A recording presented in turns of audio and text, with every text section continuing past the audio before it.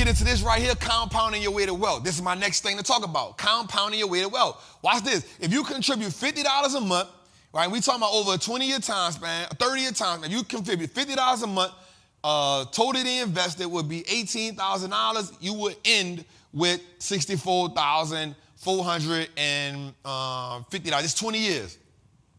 If you contributed $250 a month and total invested would be $90,000, it would end with $307,000. If you contributed almost $500 a month and you totally invested was $185,000, you would have almost $600,000. This ain't doing nothing. This getting 7% return. Y'all know if you're a trapper, we do 7% in our sleep. This average. Ain't nothing about being a trapper average. But I like to give base case scenarios. Ain't nothing about us average. We don't come here for average. We come here for exponential growth. We come here to go above and beyond. We come here to say, I can live off 30% of my income because I'm going to invest 70% because I'm going to do something now that everybody can't do so I can live later how the way everybody can't live. We want to pull up a different rock. We won't peel back the layers of what it takes to be wealthy. There's layers to it. There's things we got to peel back. There's financial trauma we got to peel back. There's learning, we got to unlearn some of the habits. We're not a prisoner to our goals. We're a prisoner to our habits. That's what we're prisoners to. We can't let go of the habits, and we know the habits ain't serving us. We know the habits ain't serving us.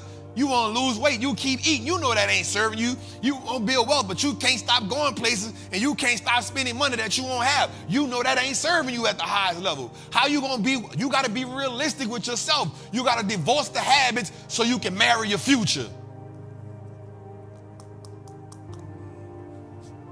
Are you ready to change? Are you ready to infuse the new mindset? Are you ready to infuse the new ingredients with the new potential? Are you ready to infuse that? Meaning mix together and make better. That's when you infuse something. You infuse it. I need them to come together and create something that you ain't never had before. When you combine two elements to make you better, your mindset and your habit creates the better version of you.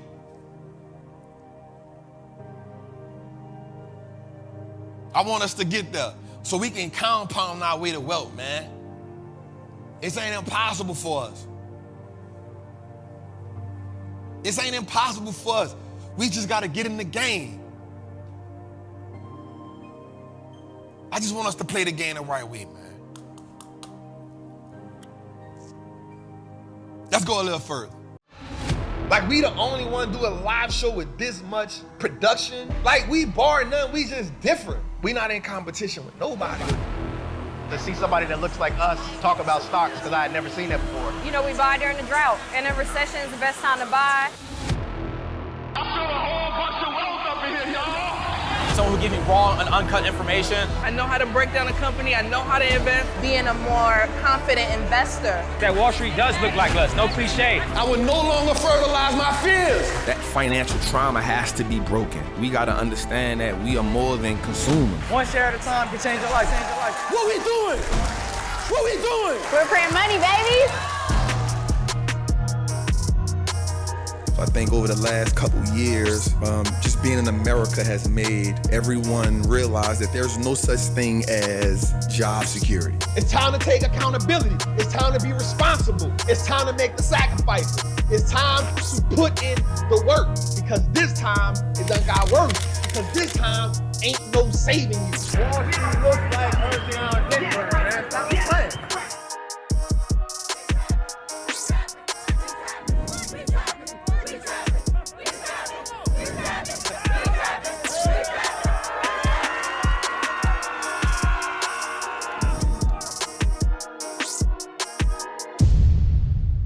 Here's my predictions, view for recession. High conviction of recession, second half. Now, here's what I think. I'm not bullish on it, but I pay attention to what's going on. Right? I pay attention to what's going on. And when I'm paying attention to what's going on, here's what I'm looking at. I'm looking at, watch this. Weekly hours are down. Hours worked per employee is down. Watch this. Income per employee per hour is down. That tells us that even though we're in a robust economy, we're in a growth slowdown. Does that make sense to everybody? All right? Even though we're in a robust, meaning, we had a job report that said, we got to remember that America's goal is to not make people panic when they don't want them to. That's the key word. When they don't want them to. Right? America's goal is to not make us panic, which is cool. But it's on us to be able to do what? Look at the data. That's why I say the emotion and the data has to come together and unify your decision. If the emotion and the data is on two different planes, then we can't be making just hypothetical guesses. We got to let the data and our emotion make us say, this is what's going on. The goal for us is not to just base your moves off what Trapp is saying. I want you to base your moves off the actual idea of what's going on. So watch this. Again, hours worked is down. Weekly hours are down. And compensation per employee per hour is down. That is, in essence, a growth slowdown. Because we were having what's called, what you call when people make money? A wage slowdown. Wages are there, but wages are slowing down. So here's what I'm saying. I'm not saying that we're going to be in a recession, but what I am saying is when I look at the data, because we're already in a recession. That's why I'm saying conviction of high conviction, because we never got out of it. And the reason why we never got out of it is because if we take away the 10 stocks that's killing the market, we now have 470 something other stocks or 80 something other stocks that's not doing that good. You feel me? Does that make sense? So if we take away the 10 stocks, the rest of the market is not going crazy. The rest of the market is not going crazy.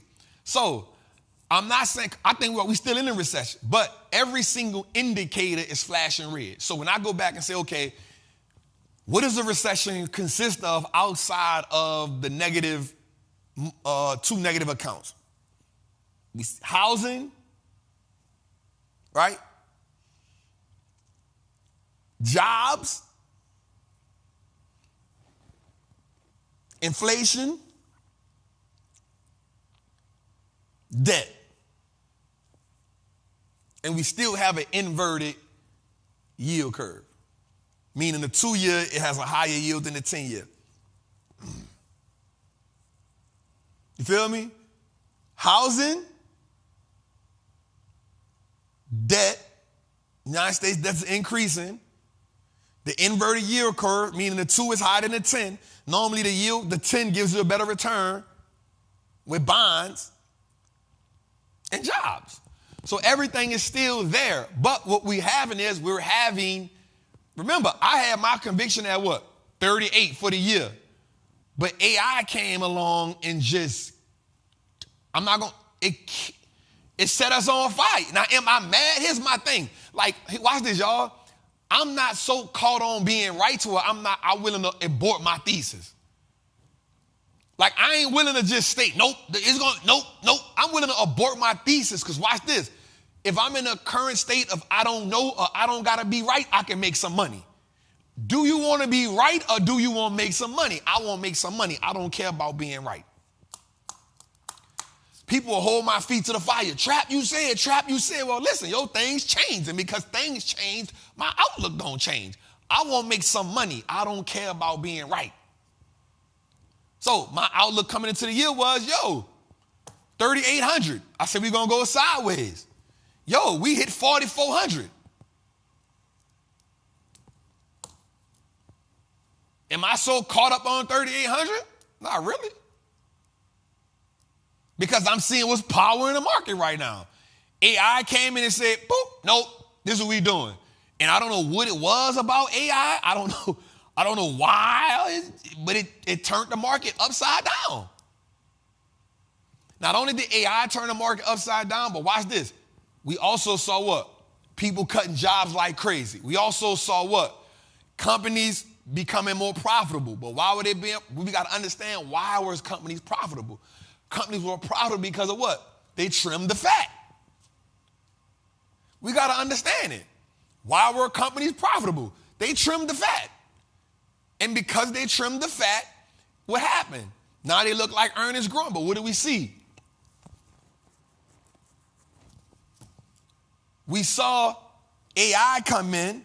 We saw a new revolution. We saw a new evolution of how America will perform. Here's what I'm going to say. We are now in the phase of what a VCR first was when it hit. Right? We are now in a phase when a cell phone first hit. We are now in a phase when Facebook first hit. We are entering a new revolution. We're entering a new era. So we see what's happening. We just need to be a part of it at this point. So for me, I say the recession will be categorized. It won't be heavy, but we're going to see unemployment go up a little more. What's good, fam, man? It's your boy, the Wall Street Trappin, man. Listen, we are going on tour. That's right, man. The recession tour is going to be crazy. Listen, I'm breaking out my personal financial breakdown so you can see exactly how my accounts are set up, how my financial strategist got me set up, and you actually get the workbook of that content once you come to the tour. If you on that VIP, man, you get to have that content for yourself, man. Listen, man, Trappin Tuesdays, the recession tour is coming to a city near you. We coming to New Orleans, we coming to Atlanta, we coming to LA, we coming to Houston, we coming to New York, Philly, and Chi-Town. Listen, we understand so much is going on in the economy right now. So many people are getting hit, whether it's their 401ks, retirement plan, portfolio before the recession.